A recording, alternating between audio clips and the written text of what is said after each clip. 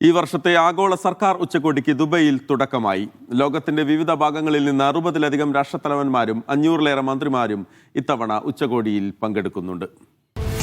ഭാവി സർക്കാരുകളെ രൂപപ്പെടുത്തുന്നു എന്ന പ്രമേയത്തിലാണ് 3 ദിവസം നീളുന്ന ഉച്ചകോടി. മൊത്തം 150-ലേറെ രാജ്യങ്ങളിൽ നിന്നുള്ള പ്രതിനിധികളാണ് ദുബൈയിലെത്തുന്നത്. ദുബൈ ഭരണാധികാരി Sheikh Mohammed bin Rashid Al Maktoum ഉച്ചകോടിയുടെ ഉദ്ഘാടനത്തിന് മുൻപായി സർക്കാർ പവലിയനുകൾ സന്ദർശിച്ചു. ഭരണ നവീകരണം, നിർമ്മിത ബുദ്ധി, സാമ്പത്തിക വളർച്ച, സുസ്ഥിര വികസനം എന്നിവ ലക്ഷ്യമാക്കി വിവിധ രാജ്യങ്ങൾ അവതരിപ്പിച്ച നവീന പദ്ധതികൾ അദ്ദേഹം വിലയിരുത്തി. ജനങ്ങളുടെ അഭിലാഷങ്ങൾ നിറവേറ്റുന്നതിനുള്ള ഏറ്റവും ഫലപ്രദമായ മാർഗം സർക്കാരുകളുടെ നവീകരണമാണെന്ന് ഷെയ്ഖ് മുഹമ്മദ് പറഞ്ഞു.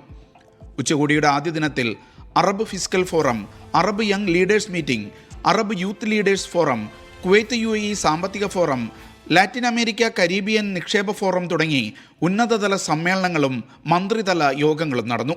80-ലധികം അന്താരാഷ്ട്ര സംഘടനകൾ, 700-ലധികം ആഗോള കമ്പനികളുടെ CEO മാർ, 6250-ലധികം പ്രതിനിധികൾ എന്നിവരും ഉച്ചകോടിയിൽ പങ്കെടുക്കുന്നുണ്ട്. Media 1, Dubai.